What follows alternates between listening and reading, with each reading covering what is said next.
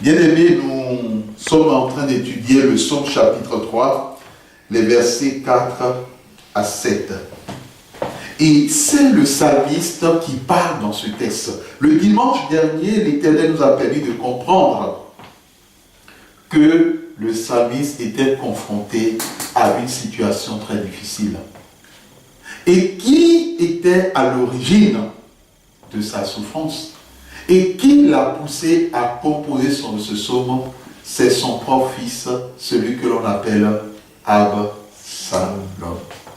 Bien aimé, ce qui est redoutable, c'est que le fils de David le connaissait. Il le connaissait. Il savait que David était quelqu'un que Dieu a choisi. Et dans l'affrontement avec son père, qu'est-ce que Absalom utilise? Il utilise les propos de malédiction.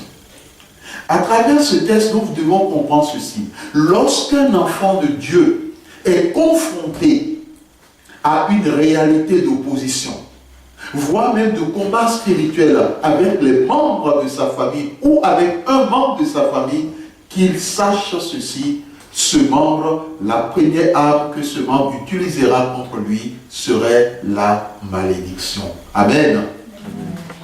Cela veut dire qu'en tant qu'enfant de Dieu, lorsque tu sais que tu es indifférent avec un membre de ta famille, ou lorsque tu constates que tu n'es pas indifférent, mais les membres de ta famille ont fait un choix, le choix de te rejeter. Les membres de ta famille ont fait un choix, le choix de te détruire, le choix de te nuire. Sache que la première arme utilisée est celle plutôt de la malédiction. D'où l'importance au quotidien que le chrétien prie pour que l'Éternel intervienne contre toutes les malédictions qui ont été prononcées contre lui. Bien-aimé dans le Seigneur, nous l'avons vu le dernier dimanche, que David attire l'attention sur le fait que l'arme utilisée par ceux qui lui voulaient du mal était celle de la malédiction. Bien-aimé dans le Seigneur, la Bible nous le dit à la fin, où David demande la bénédiction de Dieu sur sa vie. As-tu pris conscience que ceux de ta famille qui ne te portent pas dans leur cœur passent quelquefois le temps en longueur de journée, ou bien chaque fois qu'ils pensent à toi, ils ne profèrent dans leur cœur que la malédiction, ou bien que le mécontentement comme attitude. Mais toi, Seigneur, tu es mon bouclier. Les ennemis de David sont nombreux. Il dit, nombreux sont ceux qui se dressent contre moi. Nombreux sont ceux qui disent à mon sujet, pas de salut pour lui auprès de Dieu. Le dimanche, nous avons expliqué, selon la grâce du Seigneur, ce texte, selon l'onction de l'Esprit de Dieu. Mais toi, Seigneur, dit David, tu es mon bouclier. David, quand nous prenons les versets 1 au verset 3, nous avons affaire à quelqu'un qui est dans une situation très difficile. Quelqu'un qui est dans le désespoir. Quelqu'un qui est dans le découragement. Mais à partir du verset 4, on a comme une opposition, une sorte de changement de situation. Quelqu'un commence, ils sont nombreux, ceux qui en veulent à ma vie, ils se dressent contre moi. Mais est-ce qu'il y a le tellement, mais qu'il y a une opposition. Vous savez, lorsqu'une personne dit, bon, ça ne va pas, mais là, il y a une lueur d'espoir qui apparaît. On se dit, ça ne va pas. Il dit, mais c'est que il y a quelque chose de positif dans tout ce que la personne vit. David nous dit ceci. La parole de Dieu nous dit ceci. Quel que soit le nombre et la grandeur de tes ennemis, sache une chose. Le Seigneur est pour toi un bouclier. Et ça, personne ne peut te l'arracher. personne ne peut te le prendre. Si Dieu ne t'a pas protégé quand tes ennemis se sont élevés contre toi, mon frère, ma soeur, tu ne serais plus de ce monde. Mais l'Éternel t'a protégé. Et c'est ce qui doit te rassurer, que ce Dieu est ton bouclier. Parce que David, dans les différentes fuites qu'il a connues au cours de sa vie, ce n'est pas la première fuite. La première fuite a commencé avec le roi Saül. La seconde fuite, c'est avec son propre-fils. Mais dans les différentes fuites, Dieu a protégé son enfant. Dieu a été un bouclier. Il a dit, mais ils sont nombreux, mais je sais une chose. Toi, Seigneur, tu es pour moi un bouclier. Quel est le rôle d'un bouclier? Protéger. Protéger. Parer les attaques. Parer les attaques. Garder à l'abri. Garder à l'abri. Quelqu'un a-t-il déjà vu le bouclier dont David parle une fois? Le bouclier commence où?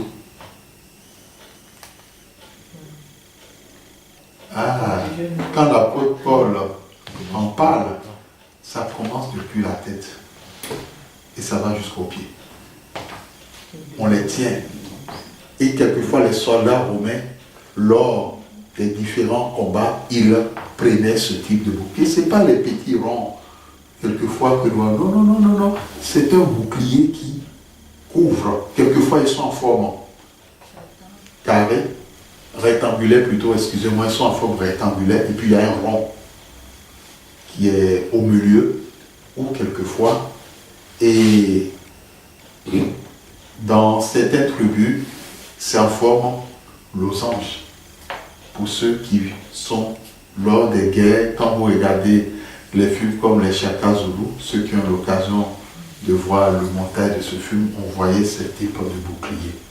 Le bouclier qu'est Dieu te protège depuis la tête jusqu'à la plante des pieds, quel que soit le nombre de tes ennemis. Amen. Dieu n'est pas seulement ton bouclier quand les ennemis se lèvent contre toi, mais Dieu est aussi ta gloire. L'Éternel te dit, quel que soit le nombre de tes ennemis, ce qu'il a dit sur ta vie, il va le faire. Amen. Amen. La gloire qu'il t'a donnée, personne ne peut te la prendre. La parole qu'il a prononcée contre ta vie, cette parole va s'accomplir. Et comme le dit Habakkuk, elle va s'accomplir certainement. Parce que Dieu est un Dieu sûr. Bien-aimé, il n'y a pas de meilleur assureur que Dieu. Il est ton bouclier. Donc ne crains plus rien. Ne crains plus les hommes. Ne crains plus les méchants. Ne crains même plus le diable. Ne crains plus les sorciers. Ne crains plus toutes les manigances.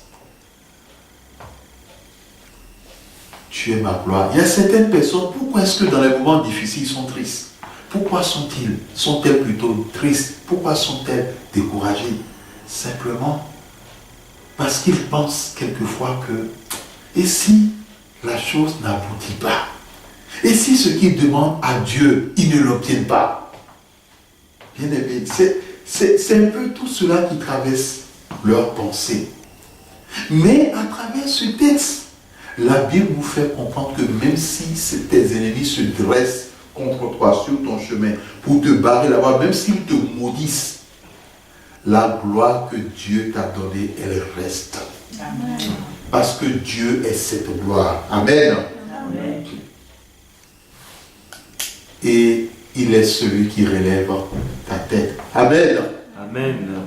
Et je suis sûr que chacun de nous, Dieu a déjà relevé notre tête. Cette parole qu'on a dit au service, Paul me l'a déjà dit. Oh, non, lui. Moi, aujourd'hui, Dieu m'a relevé la tête. Il m'a relevé la tête. Ce qui fait qu'au cours de cette cérémonie, on peut dire docteur Henri Fouday. Il m'a relevé la tête.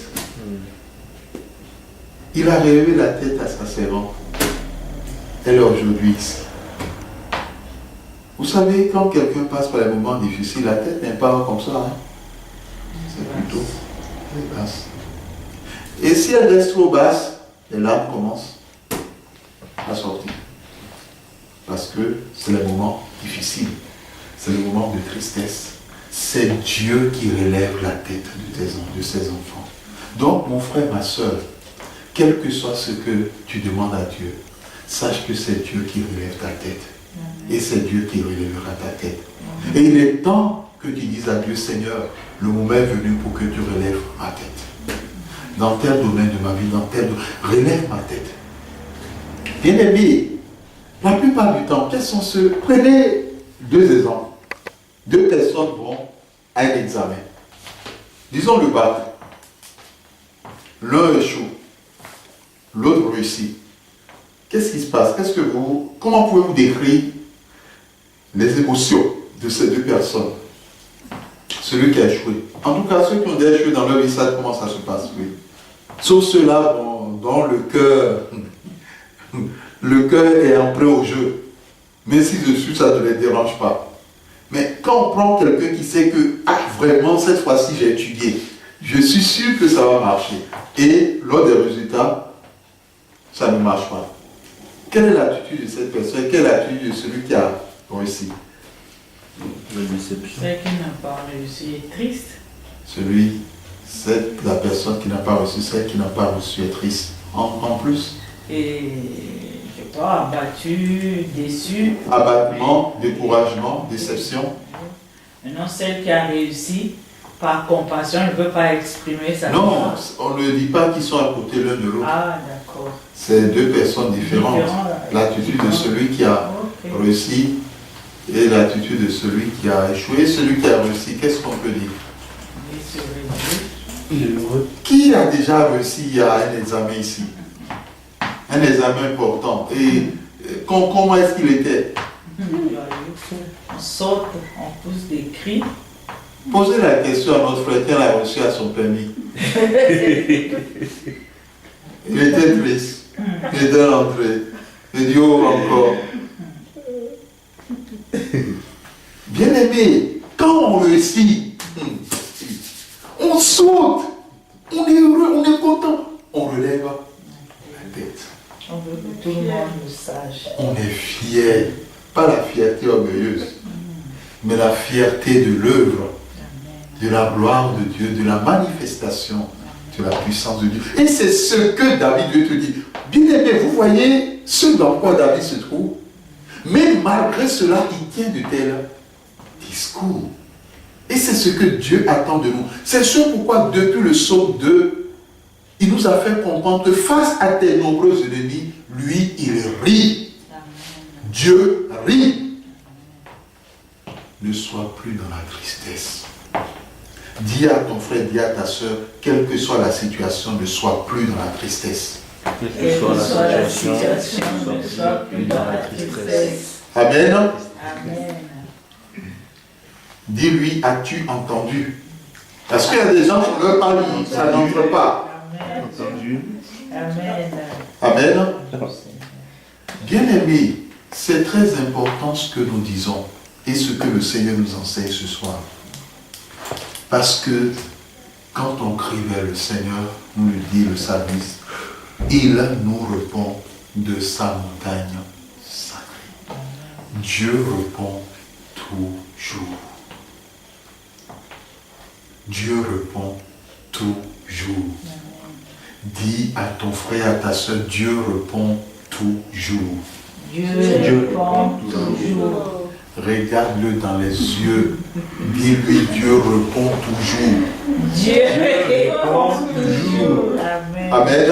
Amen. Bien-aimé, sois en paix dans ton cœur et fais confiance à ton Dieu. Parce qu'il est fidèle.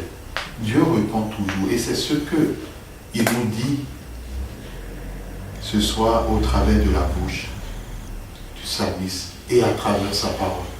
Que le Seigneur bénisse sa parole dans vos cœurs. Amen. Amen.